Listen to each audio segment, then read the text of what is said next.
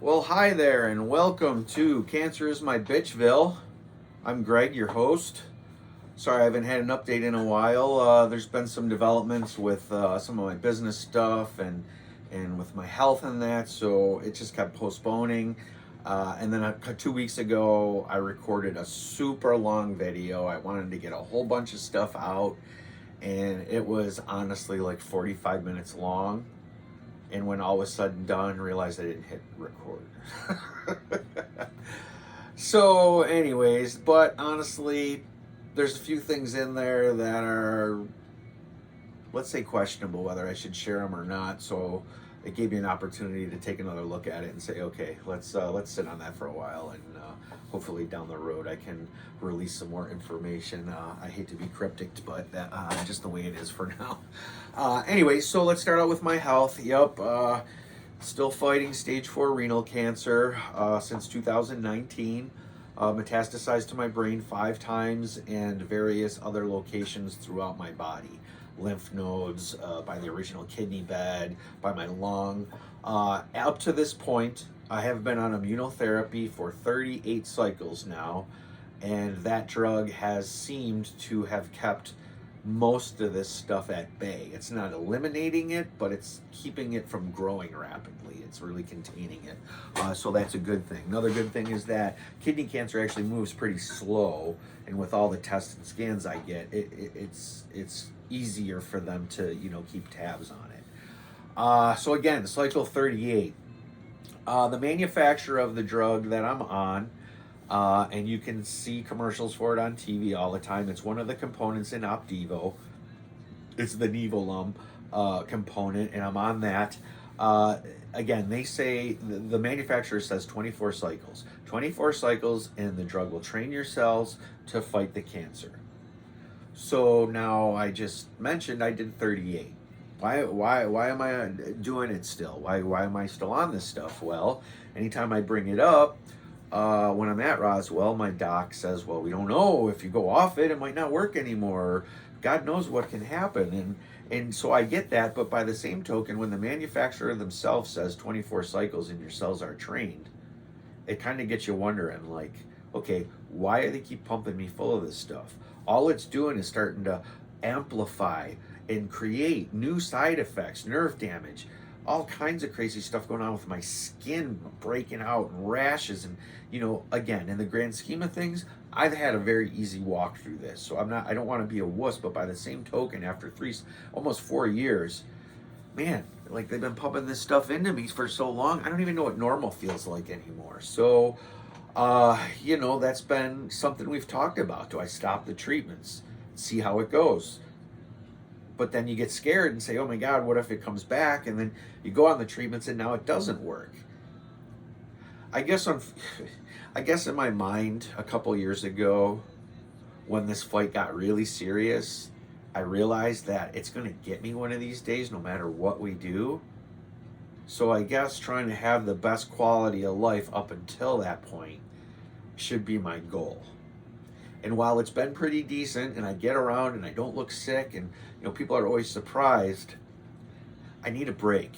I need a break from the drugs. I need a break from the nurse that can't get my vein and hits me 4 times in the top of the hand, and now my hand is all blown up and black and blue and wasted the vein that I usually get my treatments in. The seeing the sick people, the sick kids, the in and out of the city, it's just, it's a rough ride. It's just that whole part of it. So I feel like for my mental strength and for my health to boot, and talking with Doc Mechelar at Dent, my brain doctor, we agreed I'm going to stop treatments. So number 38 was my last immunotherapy treatment. If it's not going to do its job, it's not going to do its job, and pumping me full of this stuff over and over again is just not what I want to do anymore. So it's a pretty tough decision. It's not like, hey, what kind of car do I want to buy? Is it blue or red? I mean, this is making a decision that could ultimately end my life quicker or not.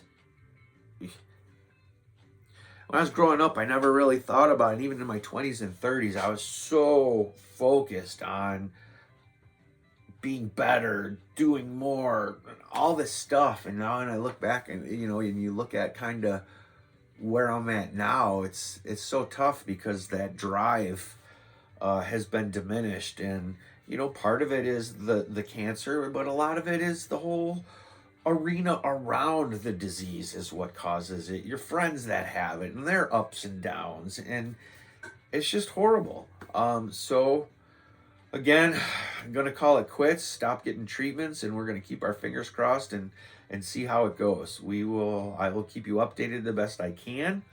Hoping for the best through all of that. But anyways, let's move on to some brighter topics. Let's talk about family. First, I'll talk about Piper. She has turned into such a beautiful young lady. She just is amazing. The stuff she comes up with, she's so nice to people. She's a bit bossy sometimes, but she's 17, but along with that, she's driving now. She's got her own car. She goes where she needs to go on her own and even runs errands for us. As far as signing up for her classes and everything, she's been so busy and filling out the paperwork and online, getting her classes set up for GCC and everything. She's really been doing this all on her own with very little guidance. And I'm just so proud of her and can't wait to see the direction she goes and what's in store for her in the next couple of years. So it's really great. Jen, still working from home for the VA. Luckily, they're sympathetic to our situation and have granted her the ability to work from home until next June.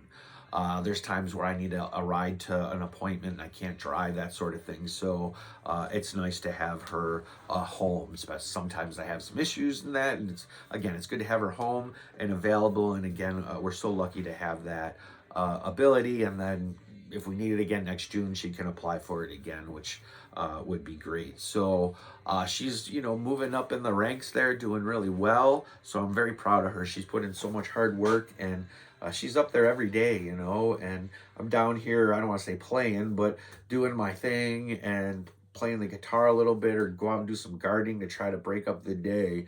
And she's just up there pounding away, working every day, doing overtime and everything. So again, I'm so proud of my girls. We have a new addition. If you hadn't heard or seen, we have a new puppy. We added to our family Obi Kenobi. He is a King Charles Cavalier, black and tan. We have Ember now, who's 6, and she's a King Charles as well. She's not thrilled about Obi at all. Maybe they're kind of warming up to each other, but of course he's a puppy and just a numbskull, and she looks at us like, what the hell did you do to my life? But he really is the cutest thing. We're struggling with the potty training, but hopefully he gets there sooner than later because I'm sick of picking up poop. And so is everybody else in the house. But he is so cute. He's just a riot to watch him play and stuff like that. So that's been very uplifting for our household. You could have a shitty day or be in a shitty mood or something like that, and you see that dog and you're just like, how can I be in a bad mood looking at this dog? So anyway, thanks Obi Kenobi for joining our family. As far as hot wings go, sticker sales are still steady on Etsy. I've done some side projects. The children's book that I worked with my friend Scott Bixby's wife. What else? What other projects we got? I got some stuff going on with Springville School. I helped them with their 5K run and some stickers and other design work. So I've been staying pretty busy. If you know anybody looking for any kind of, low run stickers or hats or something like that, that's my specialty. Definitely send them my way. Appreciate any leads I can get, for work. Appreciate that a lot. What else? So I'll be doing a bunch of pop-up events again this year. I'll have the calendar on my website either by the end of today or by the end of the weekend, schedule of all the different pop-ups I've gone to. They've really been great. Not only am I moving some product, but I'm meeting and talking to people, and I've got quite a few jobs through people that I met at some of these events. So, and it's just, they're fun. I just love going out and doing, that type of thing. Here in Springville, we had a bit of a treat. The Arts Cafe had this schedule of local artists that would come in and kind of explain their craft, what they do, how they got started, that sort of thing. And this past Wednesday, they had Adam Ziglis. He's a cartoonist for the Buffalo News. The guy's a Pulitzer Prize winner. His cartoons are awesome. His style's awesome, and he really takes a pointed approach at a lot of very controversial topics, and I appreciate that. And the way he explained the ways you get the message and all of that stuff.